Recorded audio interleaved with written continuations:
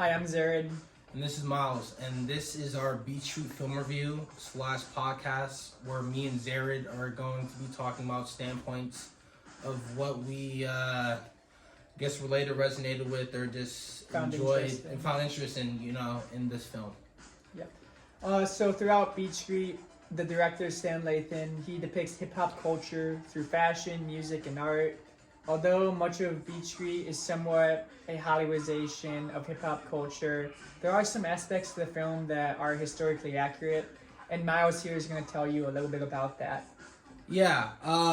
In the beginning of the film, when Kenny and his crew, go out, in the afternoon to repower electricity in the building, and Kenny showcased his music and lead dancing. That was also basically historically accurate.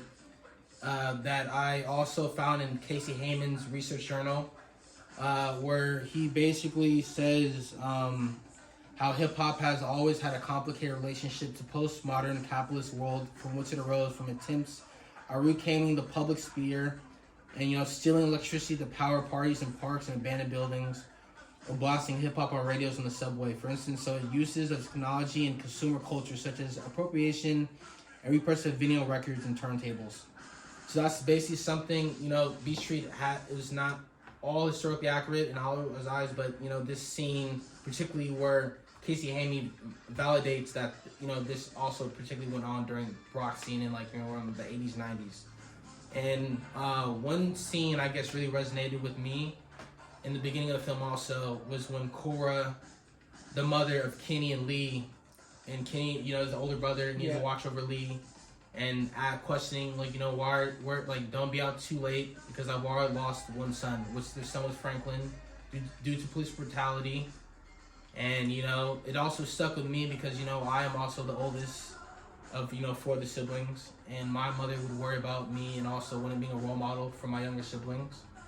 And we'd always get some fights because I would also want to go out late at night, but it's also just I never really understood why she would have a problem. But as I got older, I kind of also understand now why it's dangerous to be out. It is dangerous to be out at night. Yeah.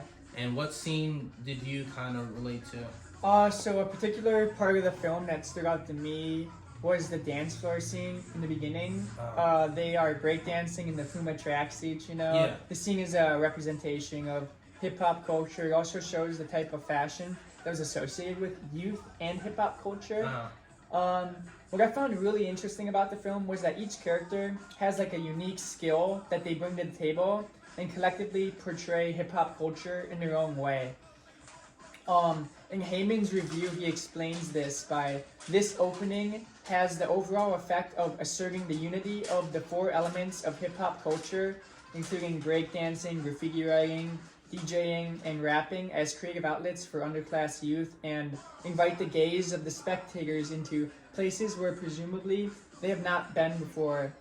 Ramo, the character, for instance. The character you enjoyed in the film? Yeah. He utilizes his graffiti writing. And Kenny, the character. Yeah, I resonated with and also relate to as, older brother looking out for his younger sibling. And then also, DJing was his creative outlet, just like mine is also, film. Yeah. And the interesting thing about these creative outlets in the film is that they were for fun, but they also serve as potential career paths for the characters, as we saw the theme of capitalism arise in the film. Yeah. Yeah. And basically using of how Lee's portrayal of dancing, how they want to use him and not also give him the tape or also no compensation for him dancing. Yeah. And put on performance or entertainment. Yeah. And that's also how Cora, the mother of Kenny and Lee, saying that, you can have dreams and, portray or pursue these, but also have a backup plan because, it's always not realistic for every kid with the,